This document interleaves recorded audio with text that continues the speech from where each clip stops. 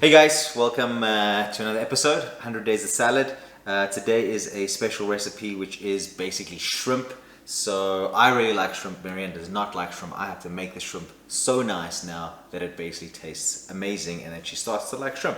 But basically it's kind of a Japanese feel to it. So we've got shrimp, we've got yellow pepper, cucumber, zucchini, tomato, the eggs, bit of chia seeds with some Japanese mayonnaise, so it's called kipi, with some soy sauce, and we're going to basically fry lightly fry the shrimps and pop it all together on the salad. So keep watching.